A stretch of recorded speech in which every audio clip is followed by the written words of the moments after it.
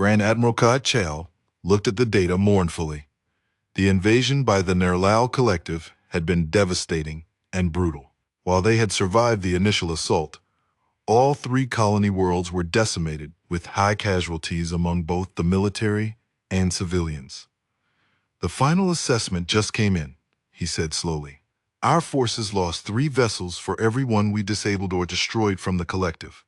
Our total military is down to a mere 25% of original strength, and it will take us at least 2 full cycles to rebuild.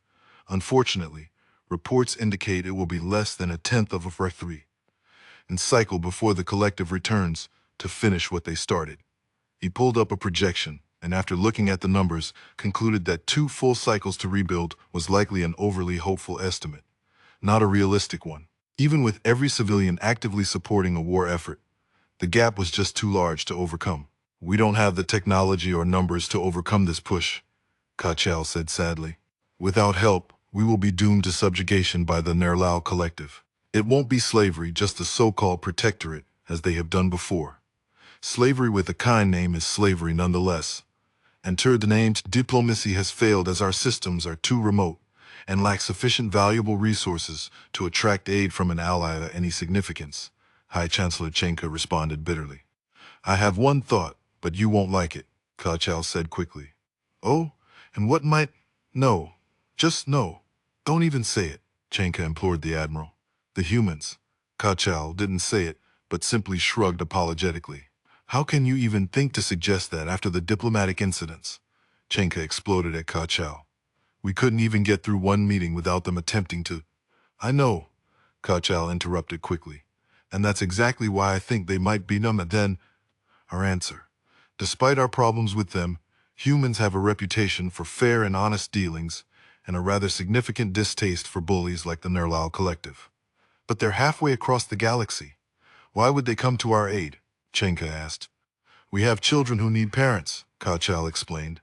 Humans are known to adopt from outside their species, and we have too many orphans for our own people to handle. I believe if we teach our children to be more attuned with humans, their adoptions will bring attention to our plight. Soric class, please recite the Prophet Marhan's 3rd law of trade. Instructor Merrick said firmly. Know your target so you may best exploit them. But remember, the best exploitation leads to mutual benefit, a dozen young voices recited in unison. Now we hope to place you all with human parents, Merrick began as he flicked on the hollow presentation. If you are to live among them, you need to understand the relationship between humans and semi-sapient animals they keep as pets. In today's lesson, we will be covering how cats and dogs demand attention from their human guardians and the similarities to Manoran family grooming. Soric. Wait, what? Captain Malkovich blurted out. Yes, an inspection, the squid-like being confirmed while holding out their credentials for Galactic Child Protective Services.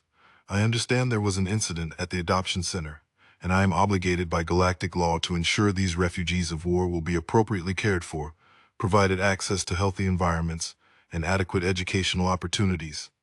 Incident at the what center? The captain responded with a stunned expression.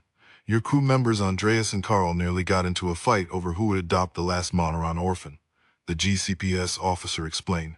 In the end, they agreed to co-parent, so it all worked out.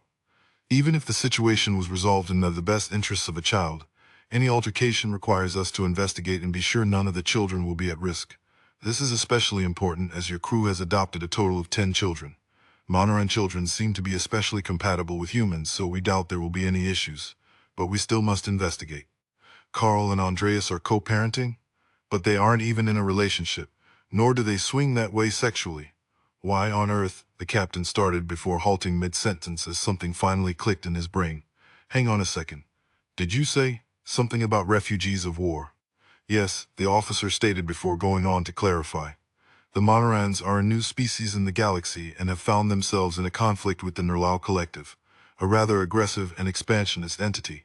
The matter has not yet garnered the attention of any of the major galactic alliances, and their location is rather remote and not strategically important. There are doubts that any will intervene. Here is a brief overview of the species and situation. It is quite desperate, with many more Monoran children in need of adoption. The officer put their credentials away while bringing up another tentacle with a datapad. Captain Malkovich took one look at the picture at the top, and his brain stalled as it considered the reality of a sentient ferret with 4 arms, 2 legs, and cat-like ears. He then realized his ship was about to become a madhouse, and he didn't have time to child-proof anything before the GCPS officer did the inspection. However, that was secondary to addressing the main problem. "Hold on. I need to make a call," he said tersely to the GCPS officer. He quickly pulled out his communicator and selected a contact he hadn't spoken to in years and hoped the number was still valid. Luckily, it was. "Captain Jackson, it's Captain Malkovich with the hauler Pandora's cargo box. I need your help," he said gravely. "My crew just adopted 10 Nanoran children who are refugees of a war with something called the Nerlal Collective. Evidently, there are a lot of orphans. Do you know if your superiors in the Navy are aware of the situation? And are you still friends with Erica over in the Terran Red Cross?" Less than a week later, the Nerlal Collective discovered humanity was displeased with their treatment of the Manoran people. First came the Terran Red Cross, who attempted to document the treatment of the Manarans and provide aid. It turned into an evacuation mission with ships full of Manoran orphans being sent to Terran colonies for care and adoption. Next came the Terran Navy, who was all too happy to teach them to pick on an opponent their own size. Initially, the Terran Navy simply watched and warned the Nerlal Collective to cease all war crimes and violations of sapient rights or face serious consequences. When a Red Cross vessel full of Manoran children was fired upon for attempting to remove Nerlal labor trainees, so the Terran Fleet Command decided that no less than half of the Terran Navy would provide a proportionate response.